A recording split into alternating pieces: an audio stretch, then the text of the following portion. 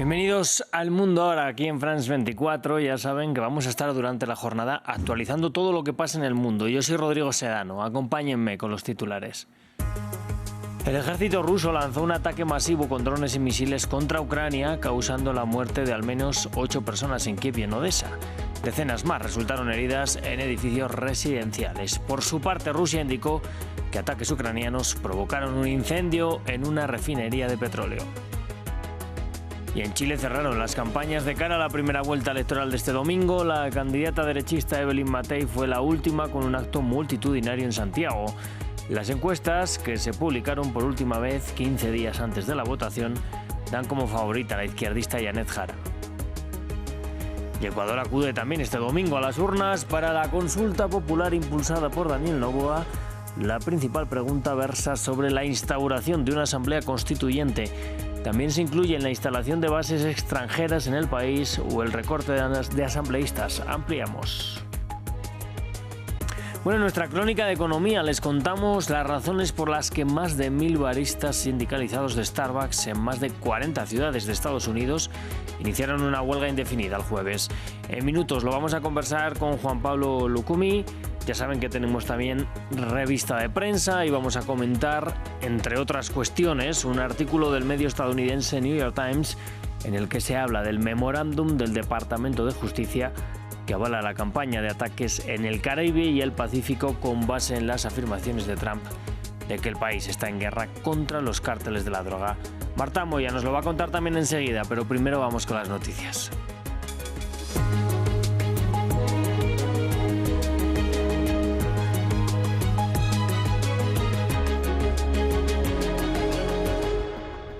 Vamos a abrir el informativo con la mirada puesta en Ucrania. Al menos 8 personas murieron durante la noche en una serie de nuevos ataques rusos sobre Kiev y varias regiones del país. Según un portavoz militar, prácticamente todos los distritos de la capital fueron alcanzados y los servicios de emergencia informaron que 30 edificios resultaron dañados.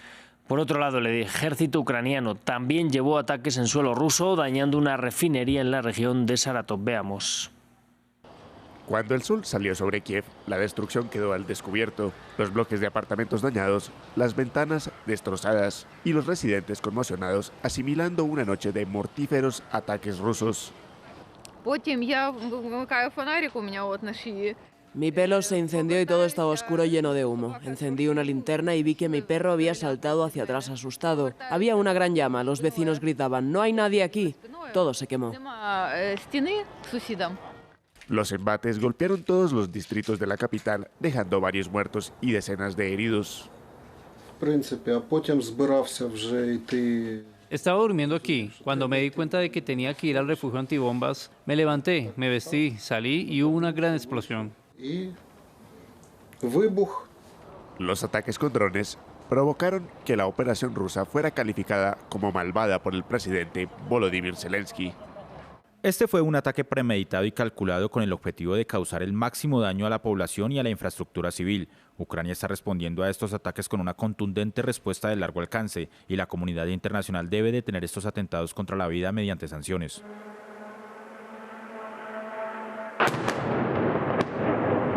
Según el gobierno ucraniano, Kiev fue el objetivo principal, pero Rusia también atacó las regiones de Kharkiv y Odessa. Por su parte, el Ministerio de Defensa ruso afirmó el viernes que sus tropas habían repelido un ataque contra infraestructuras energéticas durante la noche, derribando o interceptando 216 drones ucranianos. A medida que la guerra se acerca a su cuarto año, aún no hay una paz visible en el horizonte.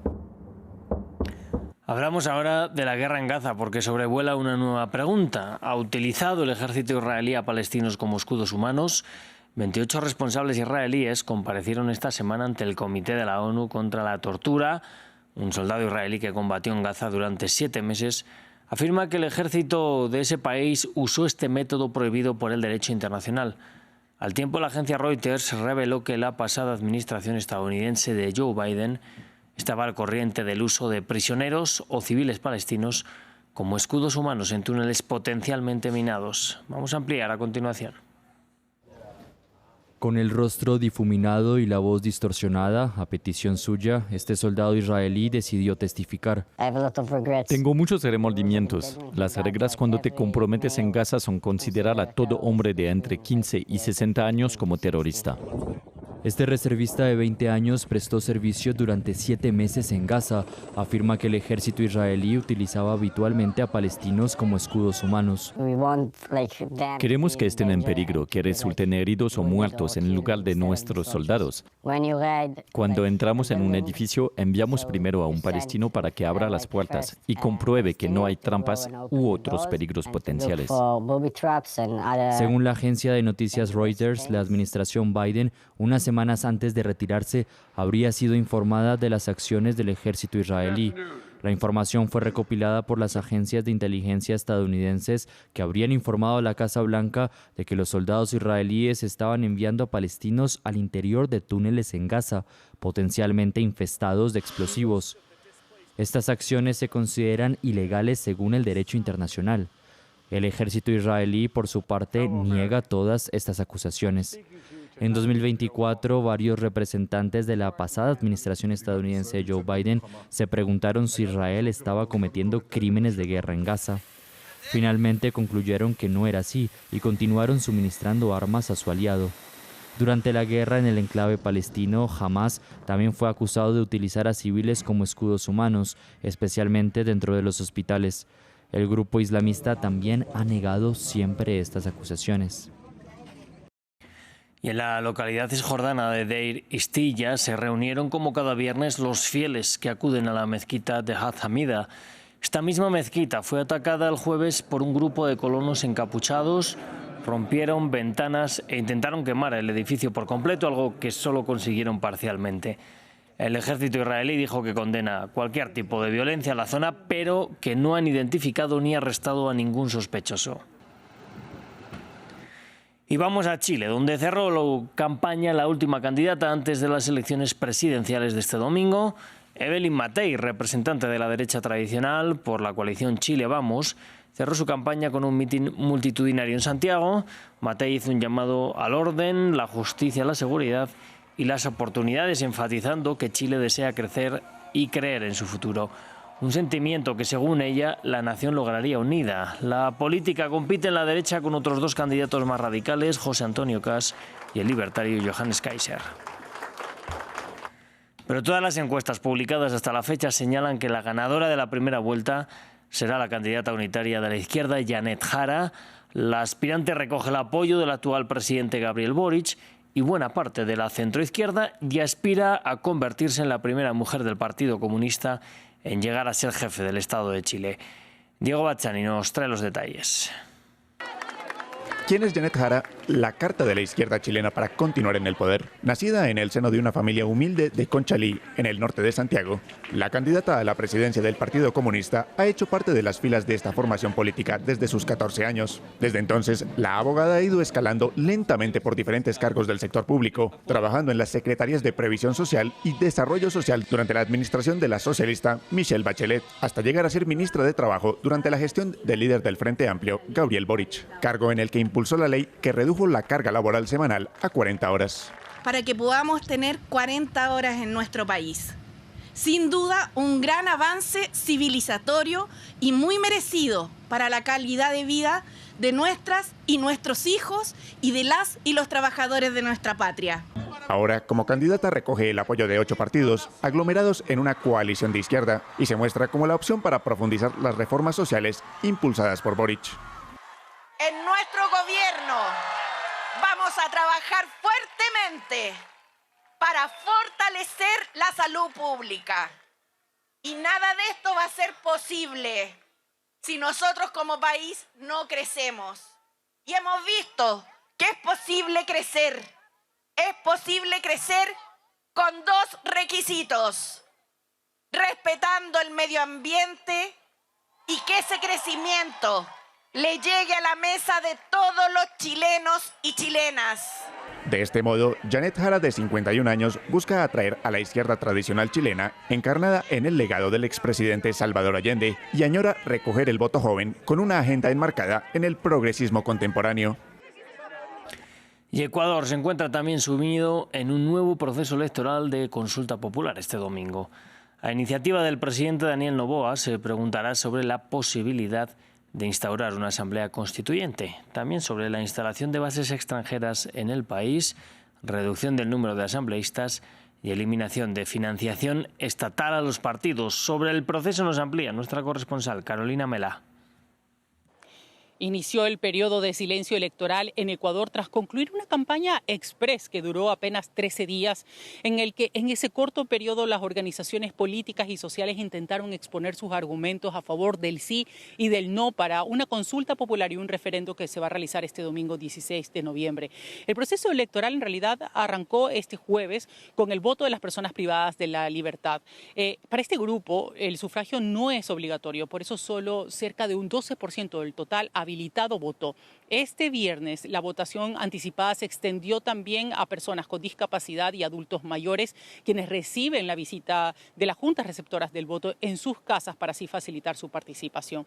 Y aunque desde la medianoche de este viernes está prohibida toda forma de campaña, eso no ha ocurrido en las redes sociales porque no está bajo el control del Consejo Nacional Electoral. ¿Pero qué van a votar los ecuatorianos este domingo? 4 preguntas, 3 son reformas a la Constitución y una consulta popular.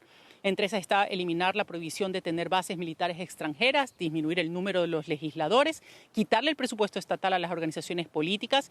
Y en otra papeleta, la única pregunta es si se conforma o no una asamblea constituyente para cambiar la Constitución. Esta es la tercera vez en 3 años que Ecuador va a las urnas para hacer reformas constitucionales, en medio además de altos niveles de inseguridad y atentados. Para este domingo se van a desplegar, por ejemplo, 100.000 militares y policías para custodiar las zonas de mayor riesgo. Miramos ahora a París, porque en la capital francesa la policía disparó a un hombre armado con un cuchillo en la estación de tren de Montparnasse.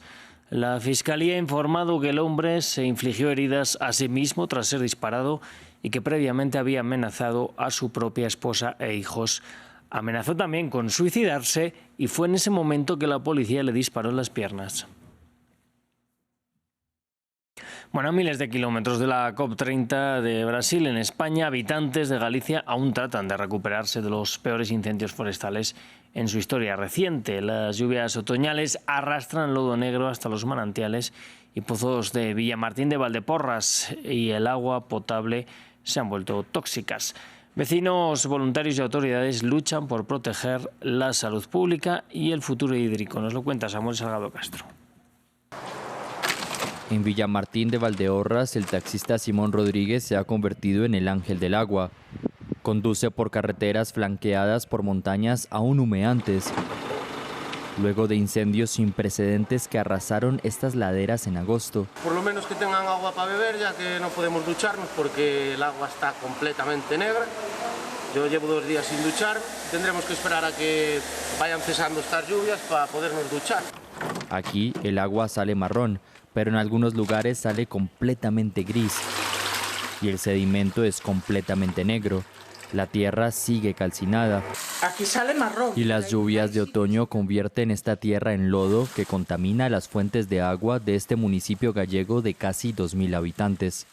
Las cenizas en realidad se fueron ahí a esos manantiales, pero no solo, o sea, ahí nosotros nos vemos afectados directamente, pero esas cenizas se han ido también a los arroyos y esos arroyos han llevado a los ríos principales, como es en el caso al Leira, y del Leira han ido al propio río Sil y esas cenizas ahora mismo pues están yendo hacia la costa. Los trabajadores municipales libran una batalla diaria contra el lodo. La consecuencia de los arrastres está atascada y tenemos que venir aquí todos los días 2 veces o 3 al día. Los incendios consumieron aproximadamente 32.000 hectáreas en 3 provincias de este municipio. Con árboles carbonizados y agua envenenada, el municipio de Villamartín de Valdeorras no solo reconstruye casas, sino también su futuro hídrico y medioambiental. Las autoridades proponen utilizar drones para dispersar semillas que reforesten el suelo erosionado. Y hoy la COP30 comenzó con una nueva protesta de los indígenas, esta vez protagonizada por el pueblo Mundurucú de la Amazonía brasileña. En silencio se pararon frente a la entrada principal de la zona azul, donde ocurren las negociaciones en esta cumbre climática, y las puertas fueron cerradas por el Ejército Federal, paralizando la entrada de todos los asistentes.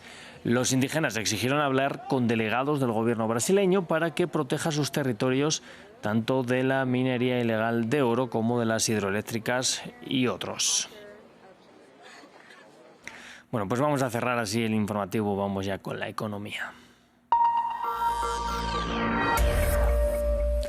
Bueno, para hablar de economía me acompaña aquí un día más mi compañero Juan Pablo Lucumí. Bienvenido, Juanpa. Feliz viernes. Bueno, feliz viernes. Vamos a hablar de Estados Unidos. Allí centenares de baristas han ido a la huelga. Estamos hablando de alrededor de 1.000 baristas sindicalizados de Starbucks en más de 40 ciudades estadounidenses que salieron a paro indefinido tras no haber logrado un acuerdo para un convenio colectivo que elevara sus salarios y ampliara la plantilla del gigante del café.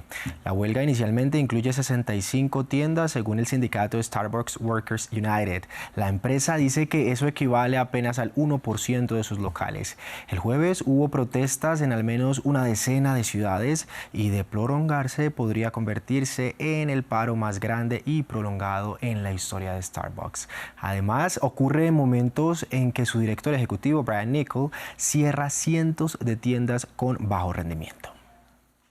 It's crazy that we're working a full-time job. Es una locura que trabajemos a tiempo completo y aún así no pueda cubrir mis necesidades básicas. Mientras tanto, nuestro director ejecutivo gana $96 millones por solo 4 meses de trabajo y viaja en jet privado, mientras yo apenas puedo pagar el tiquete del metro de Nueva York para ir al trabajo. And I'm barely able to afford the MTA fare to go to work.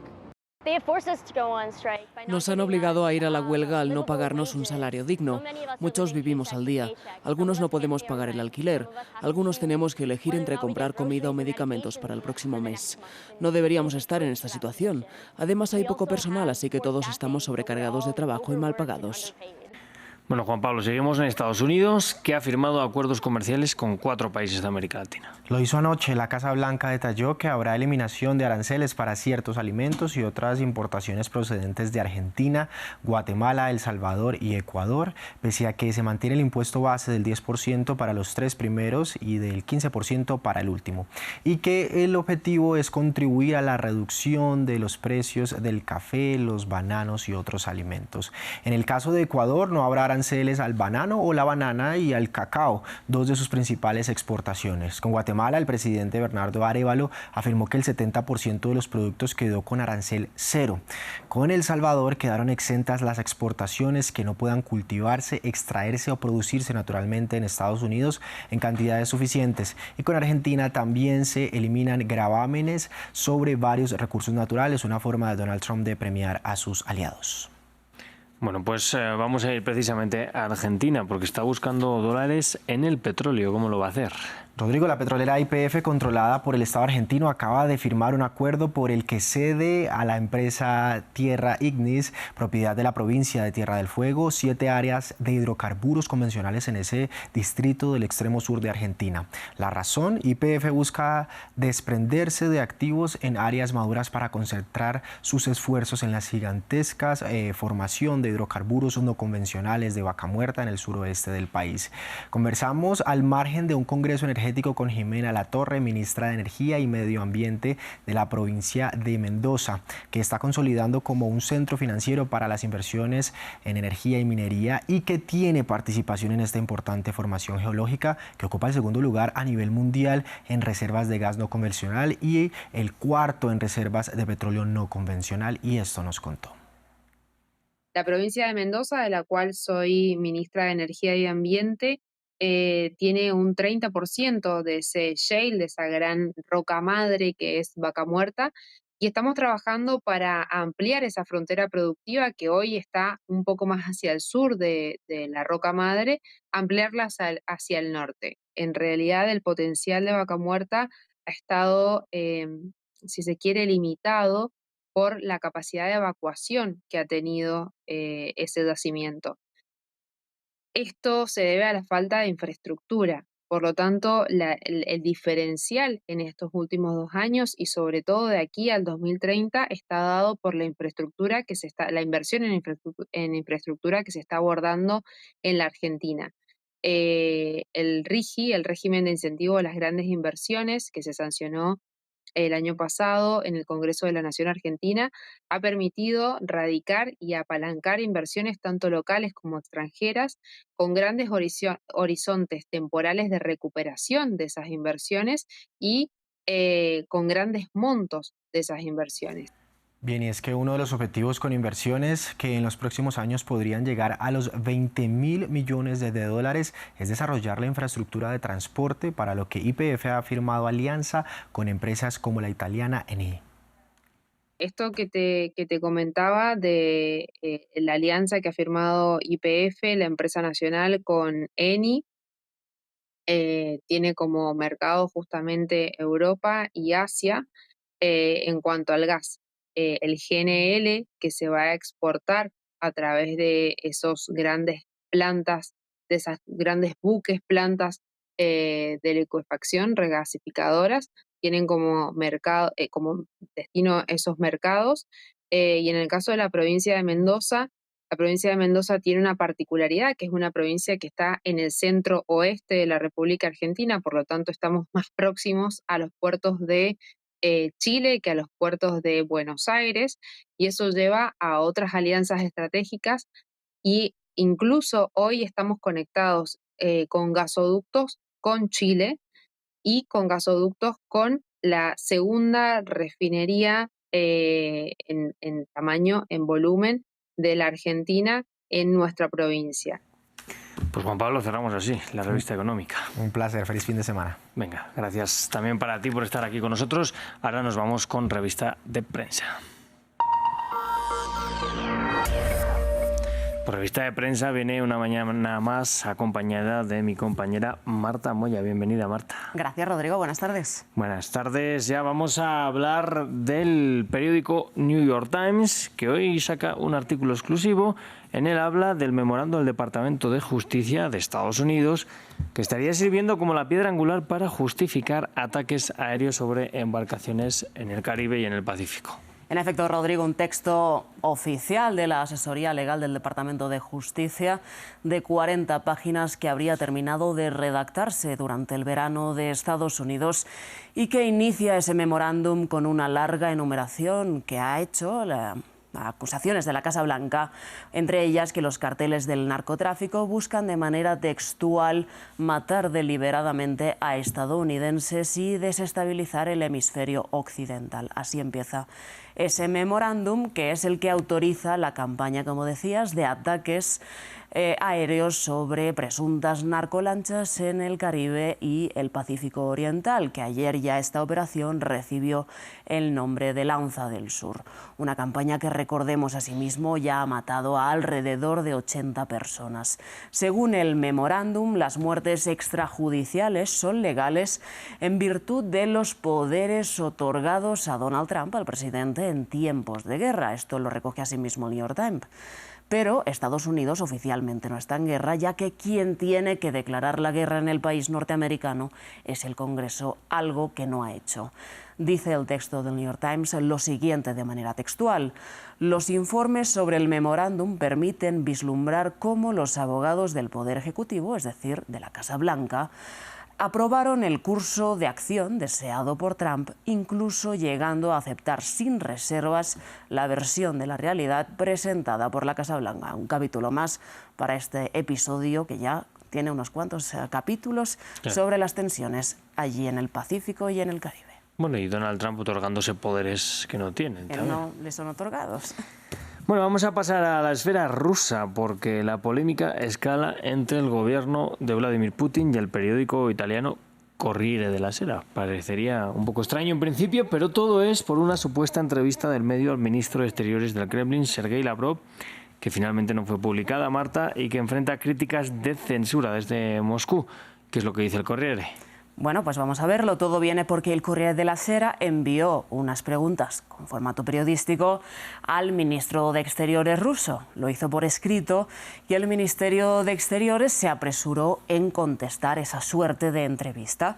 Según el medio italiano Corriere della Sera, las respuestas de Lavrov eran textualmente un texto interminable lleno de acusaciones y tesis propagandísticas, por lo que decidió no publicar esa entrevista de manera íntegra.